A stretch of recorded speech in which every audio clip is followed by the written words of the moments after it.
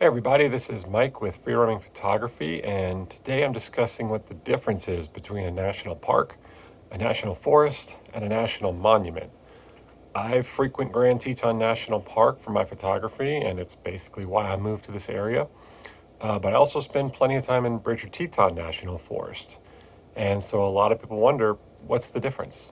Well, at their most basic level, they're all designed to preserve and protect a tract of land, whether it's large or small, yet each have a different designation for a specific reason. To understand why, we need to take a quick history lesson. It all started with Yellowstone National Park. In 1872, Congress had approved setting aside the roughly 2 million acres for public enjoyment because, from the perspective of manifest destiny, it had no significant value. It was to be handed over to the state of Wyoming to be managed as a state park, much like the Yosemite Valley before it, but Wyoming wasn't a state yet. Intended as a temporary designation, the government declared it a national park.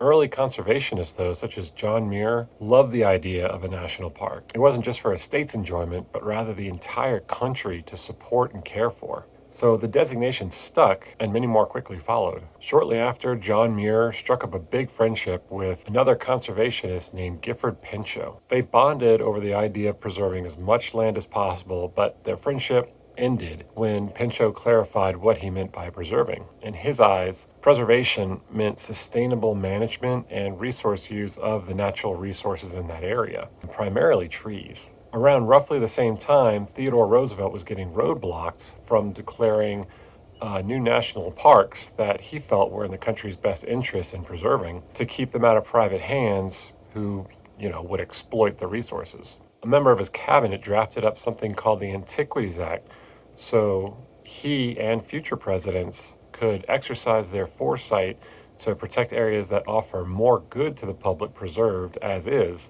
rather than for resource extraction. So it was around the same time historically that all three began to take shape. Though national parks already existed, it wasn't until 1916 that the National Park Service was created to oversee and manage those and any future parks.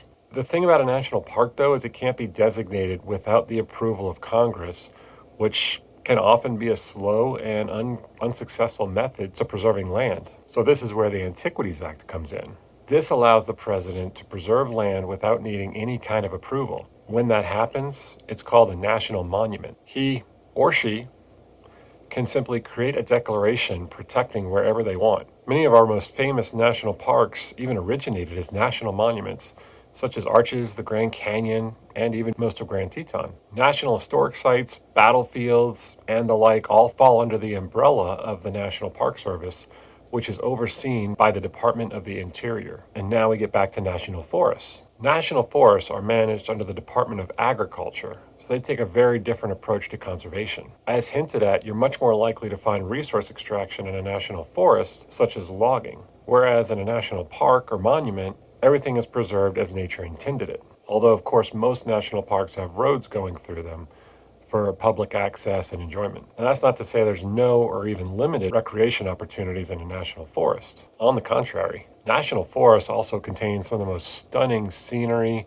and even trails around. Mountain bikers, ATV riders, and snowmobilers, and even other motorized forms of recreation also love national forests because those activities aren't permitted under the National Park Service. So you get a lot more freedom in how you recreate in a national forest versus a national park or a monument. In addition, national parks usually charge a fee for entry while national forests remain free. Many people also prefer national forests because dogs are permitted anywhere in a national forest and as such any trail, while in national parks, dogs are only allowed along main roads. Another distinction of national forests is that they also came up with an even stricter form of conservation than national parks. Wilderness areas were created from a national forest that were either too ecologically important or just too beautiful to open up for private interests or even certain forms of recreation. As such, motorized vehicles of any kind are not permitted in a wilderness area at all. You won't find any roads in a wilderness area because cars aren't even allowed there. And not just cars, but not even bikes. The only forms of transportation permitted in a wilderness area are foot travel and equestrian travel, and that's it. So that's a brief history lesson on how the national forests, national parks, and national monuments all differ from each other. So in summary, National parks and national monuments fall under the same government umbrella, which is the Department of the Interior.